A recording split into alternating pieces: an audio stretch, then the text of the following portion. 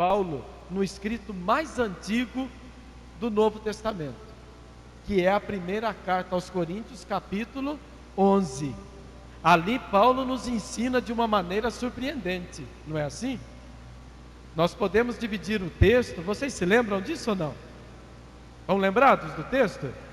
1 Coríntios 11, a frase aí é bombástica, né? Comeis e bebeis, e parece que o pessoal não está se lembrando. Comeis e bebeis da própria... o que é duro a gente não se lembra, né? A gente fica quietinho, né? Aquilo que dói no calcanhar a gente fica mais quieto.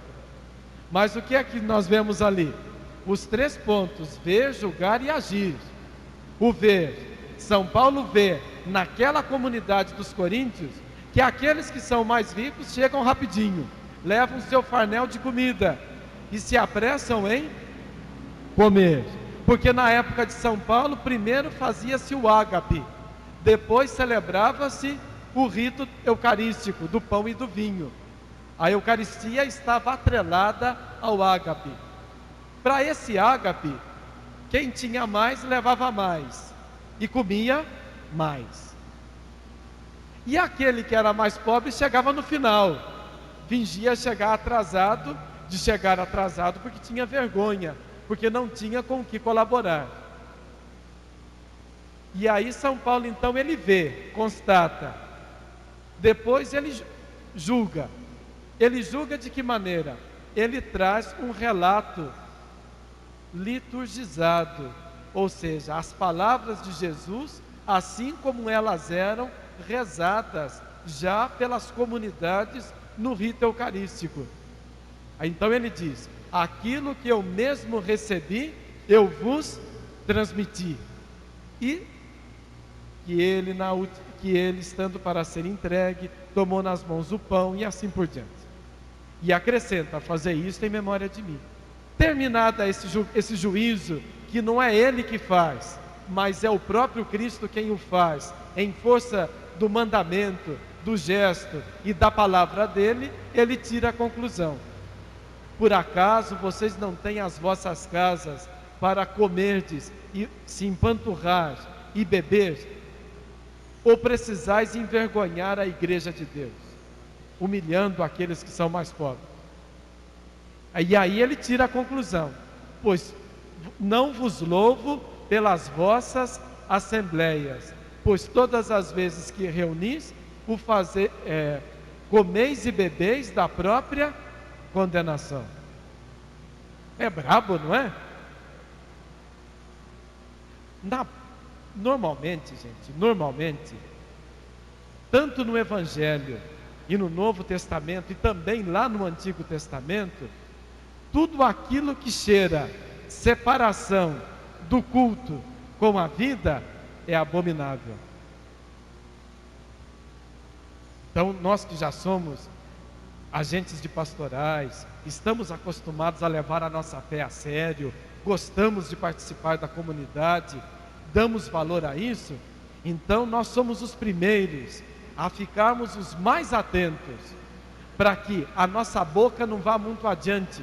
Falamos muito bem, pregamos muito bem, mas a nossa vida é pequenininha, o nosso testemunho é pequeno, e fazemos a separação entre a nossa fé e a nossa vida. Vamos ficar atentos. Este povo honra-me com os lábios, mas seu coração está longe de mim. Vamos evitar isso. Mais ainda ao falar da Eucaristia, mais ainda, porque a Eucaristia para nós ela é o ápice da nossa vida. E vamos ver logo em seguida por que ela é o ápice, por que ela é o ponto culminante da nossa vida cristã. Portanto, a palavra de Deus, ela é aquela que nos julga, e ela é o lugar de revelação da presença de Deus.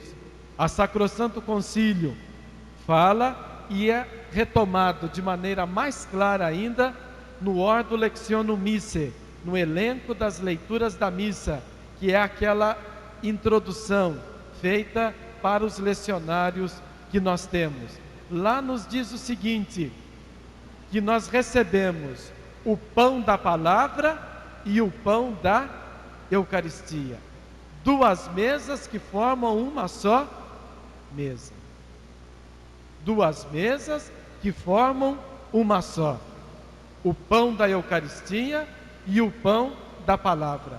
Orígenes fala isso num pensamento primoroso, onde ele chama a atenção da comunidade, dizendo o seguinte: vocês ficam tão atentos para que não se desperdice nenhum fragmento da hóstia consagrada.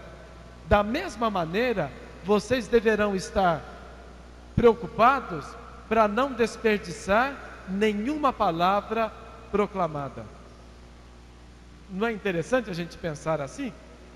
Ou seja, as duas mesas formam um conjunto, e aquilo que é anunciado, aquilo que é vivificado como salvação para a comunidade na palavra, se torna ainda mais realidade, ainda mais visível para a comunidade no gesto do pão e do vinho.